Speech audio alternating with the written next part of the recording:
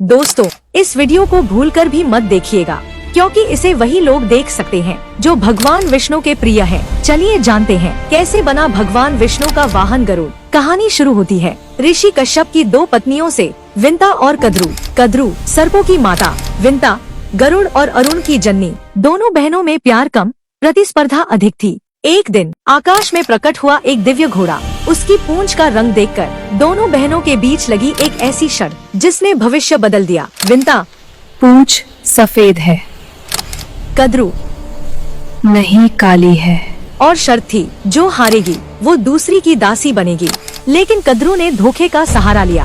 अपने नाग पुत्रों को आदेश दिया, घोड़े की पूंछ से लिपट जाओ और उसे काला दिखा दो। धोखे की जीत हुई और विंता हार गई। वो अपनी ही बहन की दासी बन गई। जब गरुड़ ने अपनी माँ को इस दास्तां में देखा तो उनका हृदय क्रोध से जल उठा। वे नागों के सामने गरजे, मेरी माँ को मुक्त करो।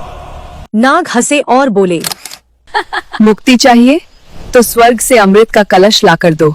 गरुड़ ने चुनौती स्वीकार की और अकेले ही देवताओं से युद्ध कर अमृत कलश छीन लाए। लेकिन जैसे ही वे लौट रहे थे, स्वयं भगवान विष्णु प्रकट हुए। गरुड़, क्या तुम अमृत पीकर देवताओं को चुनौती देना चाहते हो?